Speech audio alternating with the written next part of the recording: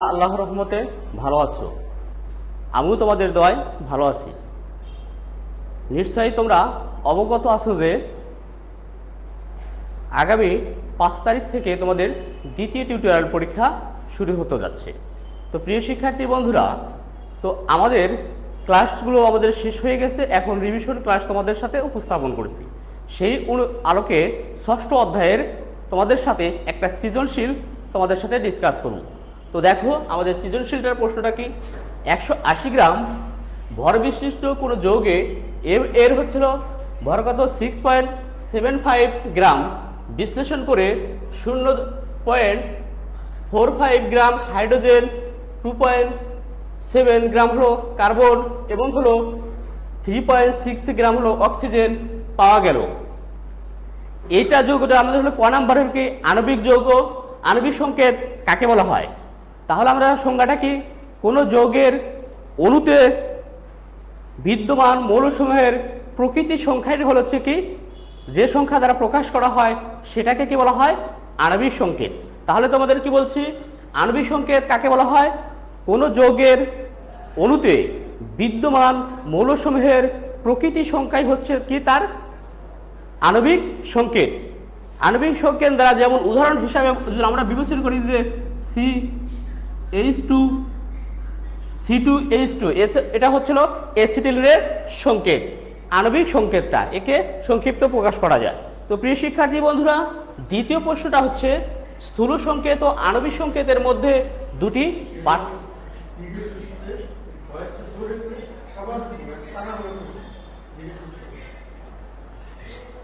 স্থূল সংকেত এবং আণবিক সংকেতের মধ্যে দুটি পার্থক্য নিম্নে উল্লেখ করা হলো। স্থূল সংকেত যৌগের অণুতে বিদ্যমান মৌলসমূহের অনুপাতকেই হচ্ছে কি তার স্থূল সংকেত বলা হয়, এবং আণবিক সংকেত হলো যৌগের অণুতে বিদ্যমান মৌলসমূহের প্রকৃতি সংখ্যাকেই আণবিক সংকেত বলা হয়। যেমন হলো অ্যাসিটিলিনের হচ্ছে আণবিক সংকেত C2H2 এবং স্থূল সংকেত হলো CH। কারণ হচ্ছে অনুপাত হলো 2 দ্বারা, উভয় পক্ষে 2 রয়েছে, সেহেতু 2 হচ্ছে কমন নিয়েছি। তো দ্বিতীয় পার্থক্যটা হচ্ছে যৌগের স্থূল সংকেত নির্ণয় করা হলে সংযুক্তির প্রয়োজন হয়। স্থূল সংকেত নির্ণয় করার জন্য সংযুক্তির প্রয়োজন হয়, আর আণবিক সংকেত নির্ণয় করার জন্য সংযুক্তির সাথে সাথে আণবিক ভরও জানতে হয়। প্রিয় শিক্ষার্থী বন্ধুরা, তাহলে আমাদের স্থূল সংকেত এবং আণবিক সংকেতের মধ্যে দুইটা পার্থক্যটা শেষ করলাম। যৌগটির সংযুক্তি নির্ণয় করো। দেখো এই যৌগটির মধ্যে হচ্ছে সংযুক্তি নির্ণয় করতে হবে। কত গ্রাম? এম যৌগের ভর কত আছে? 180 গ্রাম, এবং হলো হাইড্রোজেন রয়েছে হলো ভর বিশিষ্ট, এবং হলো বিশ্লেষণ করে পাওয়া যাচ্ছে কত 6.75 গ্রাম হলো বিশ্লেষণ করে আমাদের কত হাইড্রোজেন পাওয়া যাচ্ছে? 0.45 গ্রাম হাইড্রোজেন পাওয়া যাচ্ছে, এবং 2.7 কার্বন, অনুরূপভাবে 3.6 গ্রাম অক্সিজেন পাওয়া গেল। তাহলে আমাদের কি সংযুক্তিটা বের করতে হবে। দেখো সংযুক্তি বের করার জন্য আমাদের একটা সংযুক্তি শব্দের অর্থই হচ্ছে শতকরা। এই শতকরাটাকে একটা হলো ঐকিক নিয়মে করা যায়, আর একটা হচ্ছে যে আমাদের হলো কি একটা সূত্রের মাধ্যমে করা যায়। তো সূত্রের মাধ্যমে যদি আমরা করি তাহলে সময়টা আমাদের খুবই কম লাগবে। তো প্রিয় শিক্ষার্থীর বন্ধুরা, একটা হচ্ছে সূত্রের ঐকিক নিয়মে করে দেব, আর বাকি দুইটা সূত্রের মাধ্যমে বিশ্লেষণ করে আমরা করে দেব। যেহেতু হাইড্রোজেনের ক্ষেত্রে কত গ্রামের মধ্যে? 6.5 গ্রামের মধ্যে যৌগটির মধ্যে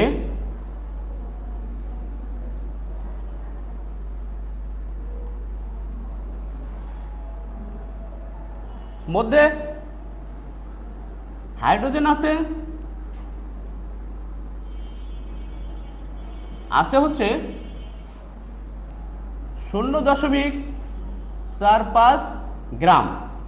যৌগটির ক্ষেত্রে একের জন্য মধ্যে রয়েছে হাইড্রোজেন রয়েছে 0. ভাগ হচ্ছিল 6.75 গ্রাম। অতএব যেহেতু শতকরা যৌগটির ক্ষেত্রে 100-এর মধ্যে হাইড্রোজেন আছে কত? 0.45 গুণন হচ্ছিল 100 ভাগ হলো 6.75। যেহেতু আমরা যদি এটাকে ক্যালকুলেশন করি তাহলে আমাদেরকে বের হয় হচ্ছে 6.67 এতটুকু। যেহেতু আমাদের কি শতকরা, সেহেতু আমাদের ওখানে পার্সেন্টেজ হয়ে যাবে। এটাই হচ্ছে হাইড্রোজেনের সংযুক্তি। অনুরূপভাবে আমরা দ্বিতীয় মৌলটি যদি বিবেচনা করি তাহলে আমরা সূত্র আকারে প্রকাশ করব। কার্বন আছে হলো কি, কার্বন এর শতকরা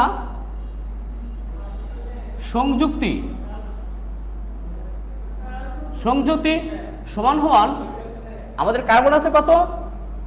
2.7 10 হলো আমরা গুণন 100 ভাগ হচ্ছে যেহেতু মোট যৌগটা হচ্ছে 6.75% তো এই যে আমাদের হলো কার্বনটা বের হয়ে যাবে হচ্ছিল 40%। তো এই যে ক্যালকুলেশন করলে আমাদের কত হবে? 40%। তো হাইড্রোজেন পাইছি আমরা হচ্ছিল কি 6.67 এবং হচ্ছে কার্বন পেয়েছি 40%। অনুরূপভাবে আমরা যদি তৃতীয় মৌলটিকে যে বিশ্লেষণ করি তাহলে কি হবে? যে অক্সিজেন আছে,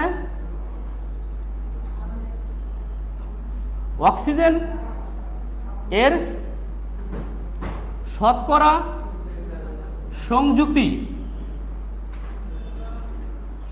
কত? যেহেতু আমাদের অক্সিজেন আছে 3.6 গুণন হলো 100 ডিভাইডেড হলো 6.75%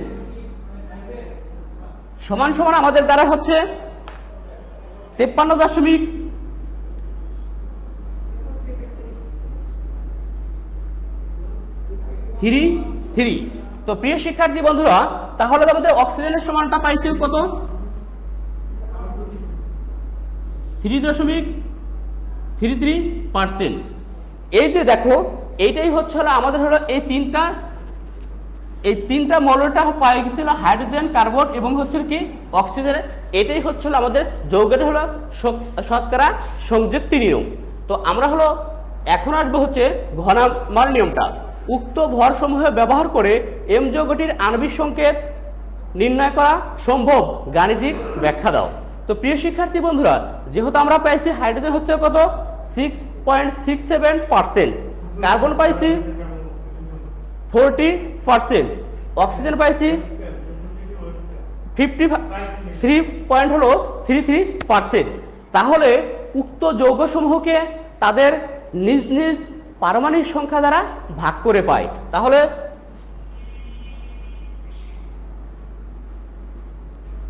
উক্ত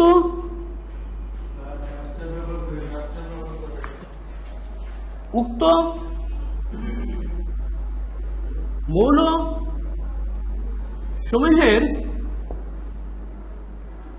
সমূহের নিজ নিজ পারমাণবিক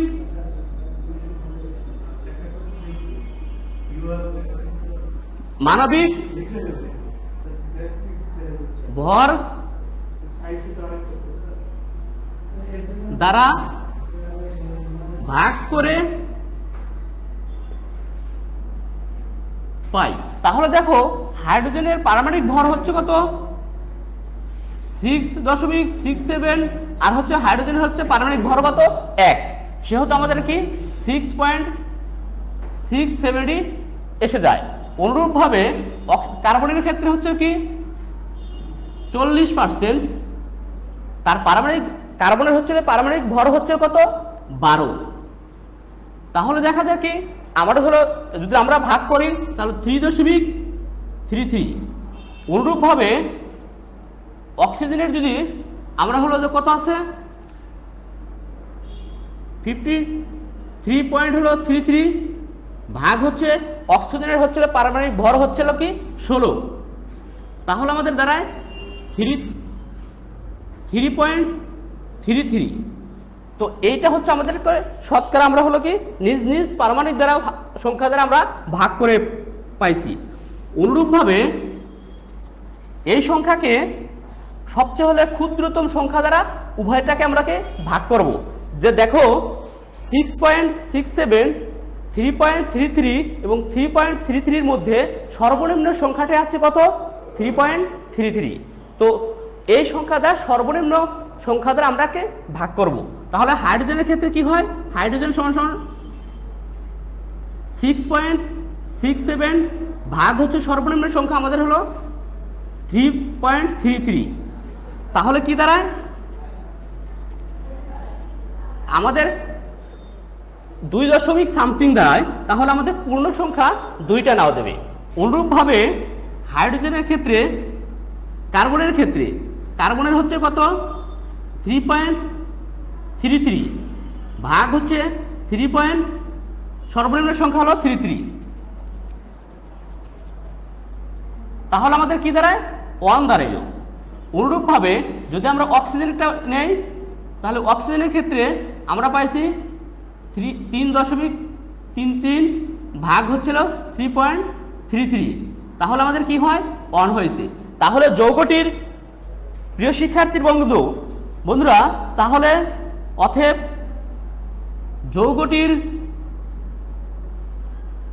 যৌগটির স্থূল সংকেত কত হয়, যেহেতু আমাদের হাইড্রোজেন পাইছে কয়টা, যেহেতু হলো কি কার্বন অক্সিজেন এবং হাইড্রোজেন আছে, সেহেতু হচ্ছিল কি কার্বন হচ্ছিল একটা, হাইড্রোজেন 2টা এবং হলো অক্সিজেন একটা। তাহলে আমাদের কি লেখা যায় CH2O। এটা হচ্ছে হলো যৌগটি হলো কি স্থূল সংকেত এবং আমরা বলছি কি আণবিক সংকেতটা নির্ণয় করব। এখন স্থূল সংকেতটা আমরা যেহেতু বের করতে পারছি, তো আমরা হলো এখন হলো যৌগটির আণবিক সংকেতটা নির্ণয় করব। ধরি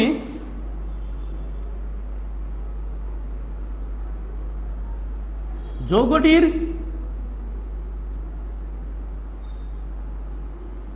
আণবিক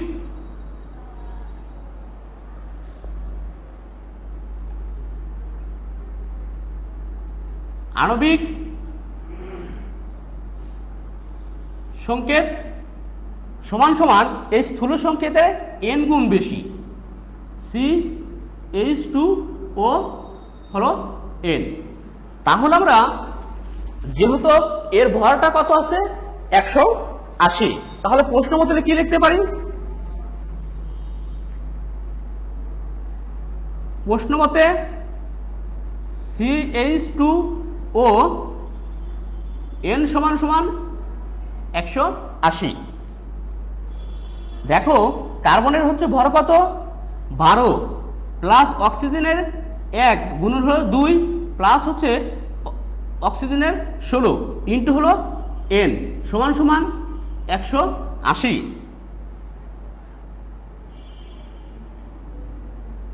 12 প্লাস 2 প্লাস 16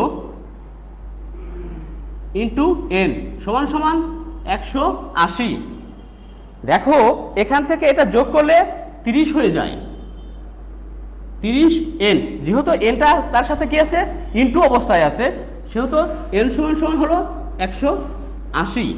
অতএব n সমান সমান 180 ভাগ হচ্ছে 30, এটা দ্বারা ভাগ করলে কত হয় 6 হয়ে যাচ্ছে। তো প্রিয় শিক্ষার্থী বন্ধুরা, এই যে n এর মানটা আমাদের কত হয়েছে 6টা হয়েছে। তাহলে আমরা হলো এই 6টা যদি এই যে n এর জায়গায় বসা দেয়, তাহলে আমরা যৌগটির ভরকে আণবিক সংকেত পেয়ে যাব।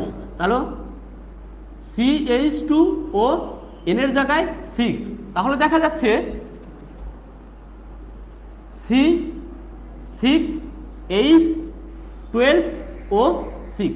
প্রিয় শিক্ষার্থীর বন্ধুরা, এই যে ঘ নাম্বারের অ্যান্সারটা এতটুকু। তো গাণিতিকভাবে বিশ্লেষণ করে এটা তোমরা ভালোভাবে এটা প্রিপারেশন নাও এবং 5 তারিখের পরীক্ষার জন্য প্রিপারেশন। ভালো থাকো, সুস্থ থাকো, আল্লাহ হাফেজ।